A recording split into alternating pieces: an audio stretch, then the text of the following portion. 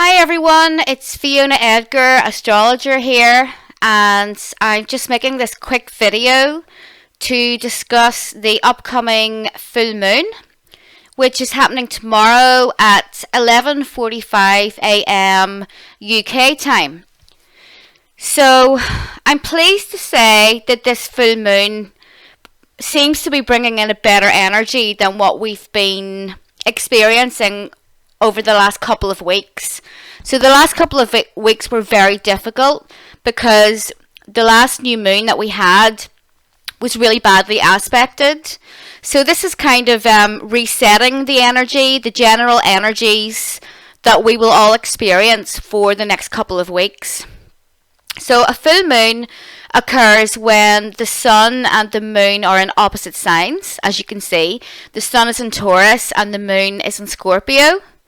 And a full moon illuminates, just as the moon lights up the sky, it illuminates a couple of different life areas for you so that you can take a good look at it, become aware of things that were previously hidden to you, and then make suitable changes. So in life, we're in a constant state of change, a constant state of progress, and the planets reflect that, because they never stay still, they're always moving. So what do you expect on this full moon?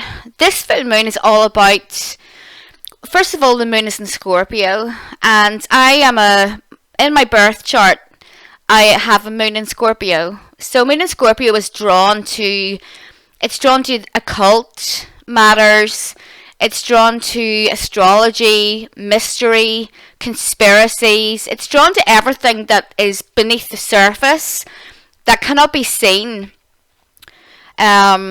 without doing some investigation. So this is all about what that moon, what the energies are going to be like for the next few weeks. There's a possibility that secrets may be brought to light. We may uncover hidden information. Hopefully, in the UK, there's going to be a change with this lockdown thing because everyone is sick and tired of it. Well, nearly everyone. And we need to let people out and let them have their freedom.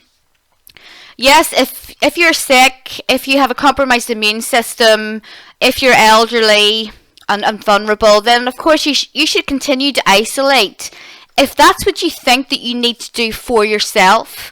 However, the country needs to get back up and running again. I have a compromised immune system, and I certainly don't expect the country to come to a standstill because of that. So yeah, we need to get the economy up and running. Hopefully we will see an easing of the lockdowns here over the next few weeks. I mean, I am expecting that, hopefully, but it may be a gradual thing. But certainly the mood seems to shift with this full moon.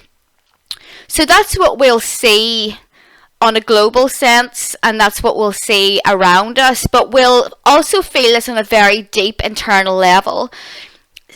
People that have moon in Scorpio are usually very psychically switched on, so around this full moon you're definitely going to be feeling more spiritual, more intuitive, more psychically switched on.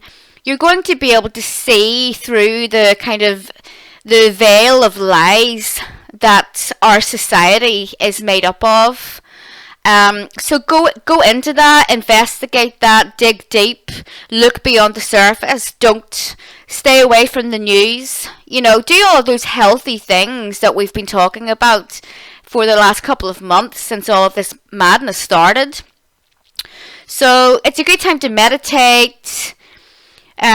Spend some time in nature if you're able to, because the sun in Taurus is involved with this moon as well. The sun in Taurus is very stable, it's very grounded, it's earthy. So it is the opposite of this moon in Scorpio, and it's not about and we do tend to swing from one to the other around the full moon time. But it's about finding a middle ground. It's about finding the balance in between these two very fixed energies that are present within this full moon. So it's about enjoying food, enjoying making love, enjoying cuddling, enjoying cooking and physical things, exercise, feeling your feet in the earth, versus all of these intense emotions that you may feel around this full moon. You may be feeling suspicious, slightly paranoid, because Moon in Scorpio is prone to paranoia. However, I think a bit of that at this time is a good thing. So Taurus, it kind of likes its comfort zone. It doesn't really probe beneath the surface of things. It's more concerned with its daily life. So find a balance between these two things. Life has been very extreme for us in 2020 so far. It's hard to find a balance within absolutely anything. But you know what? We are supposed to be leaving our comfort zones, because don't forget, Uranus is here. This is Uranus, and it's very close to the Sun. And Uranus is going to be in Taurus for a good couple of years. I think about another 5 years. So when Uranus is whenever Taurus is in Uranus, we don't have a comfort zone anymore, and that's something that I talked about at the start of the year. You can forget it, and I don't mean that in a creepy Bill Gates kind of way. Oh, you can't leave the house until you're vaccinated. I'm not saying that at all, and I certainly would never tell anyone that, because I don't agree with that. I certainly won't be getting any vaccinations. But what I mean is, you're supposed to be coming out of your comfort zone, away from your sofa, away from the news, away from your kind of being oblivious to what's really going on in the world, to the elite, to all of these kind of psychopaths that run the world, that want to vaccinate you and treat you like a herd animal and clip your ear and put a frigging just to make you into a robot and not an individual, and to tramp all over your spiritual identity. So that's what Uranus and Taurus is going to be about. It's also going to be about the financial consequences of this quarantine, lockdown, whatever it is. So we're going to be dealing with that for a while. What I don't want you to do is to become obsessed with it, because Scorpio can be a very dark sign. In Scorpio, you can kind of become a bit obsessive with doing a lot of research, watching all of those tons and tons of spiritual videos, conspiracy in inverted commas. Don't do that, because you need to keep your energy nice and positive. Watch a couple. If anyone sends you something really good and really valuable, then certainly watch it to educate yourself, but stay away from anything really fearful. We don't want to be in fear. We are strong. We are strong people. The human race has been through so much. We've been through so many wars. We're still here. You're proof that your ancestors, how strong your ancestors were, and you just need to get on with it. And fear is a terrible master. You're just a slave, so don't go there. Another thing worth mentioning here is that the North Node just recently switched signs, which is pretty big, as this only really happens once every 1.5 years. So for the last year and a half, the North Node was transiting through the sign of Cancer, which means that the opposite, the South Node, was in Capricorn. Now, the North Node and South Nodes are they're funny little things. So first of all, they're not planets. They're not physical objects. They're actually points. Points between the Earth and the Moon. They're highly karmic. They're not really good or bad, but they're certainly not, the North Node is certainly not everything positive the way that some kind of New Age astrologers would make it out to be. The North Node is the kind of energy that we should be heading towards. But because we're not used to that, it takes us out of our comfort zones. So it's not going to be this comfortable, easy transition. It takes hard work to get to the North Node.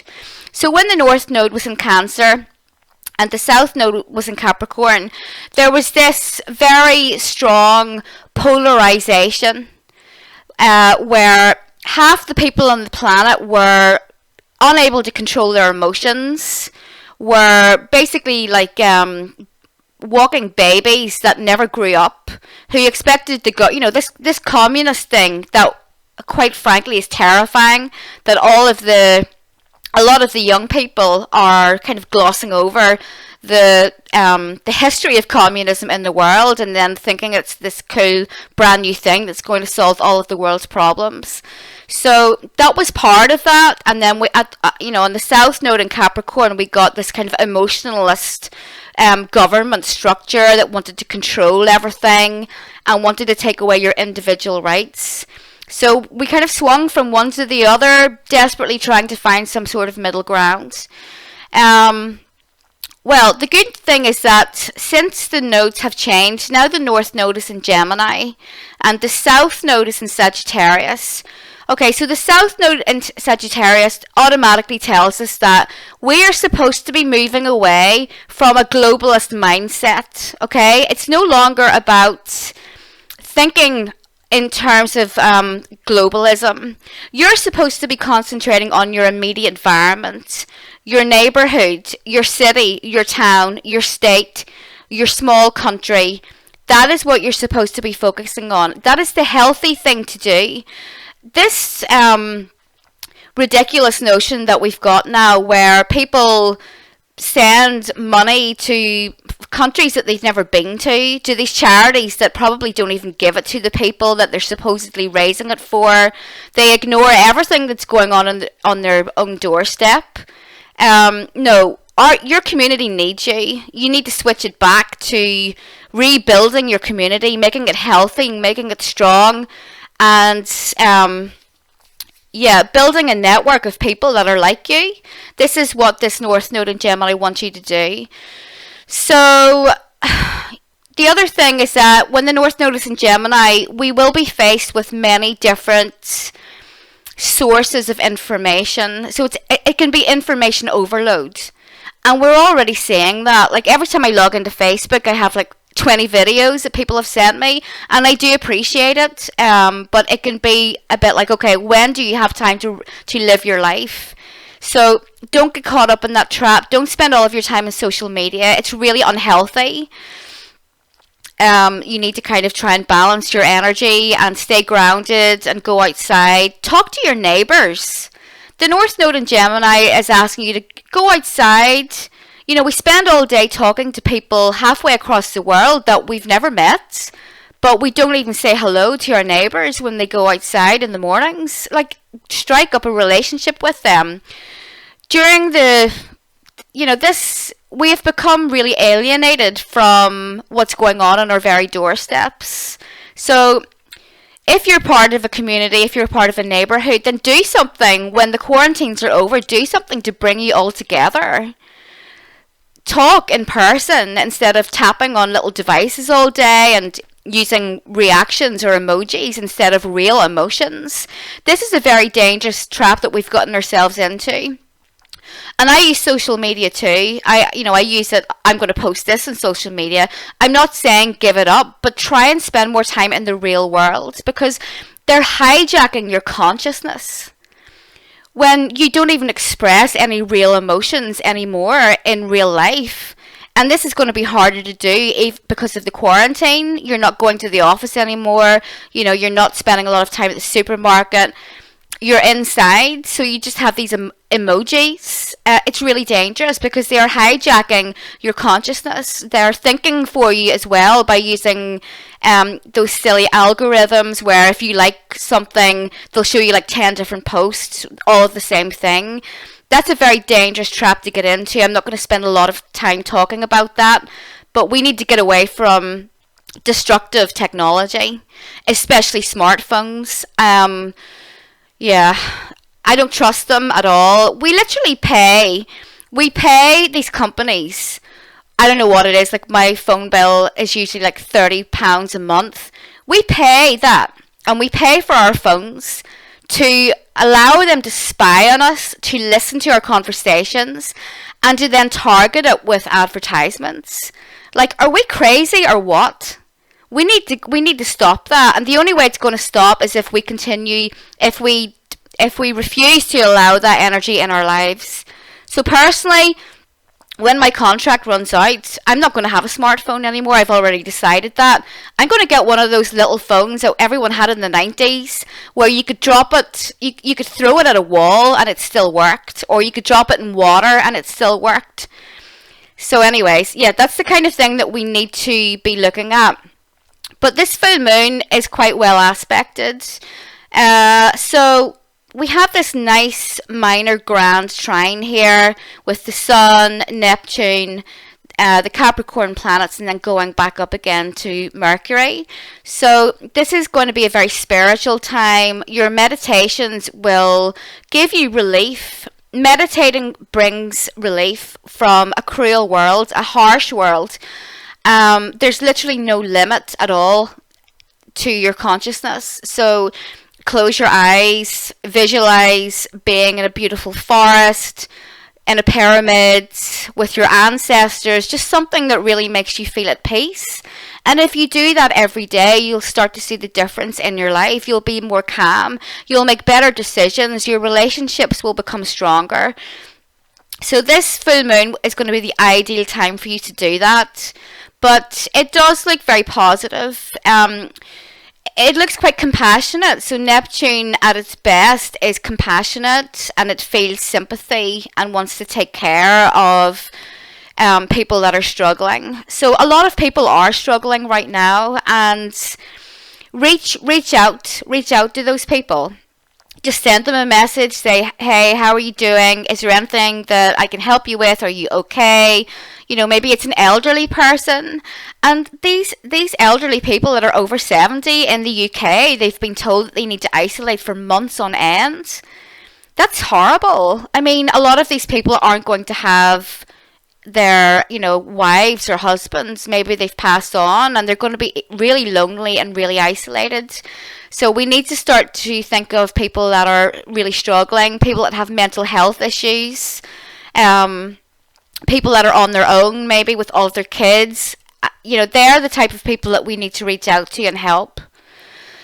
So yeah, this is much better. I would expect to see some improvements in the general energy over the next few weeks. So that's all that I have to say, really. I hope all of you guys are doing okay. This is a short video because I'm extremely busy. You can check out my website. It's fionaedgar.com. I try to post astrology updates as often as possible. I'll be making my usual podcast with Craig from Radiant Creators on Friday. So subscribe to my YouTube channel. You can follow me on Facebook. Just search for Fiona Edgar. And I will talk to you guys soon.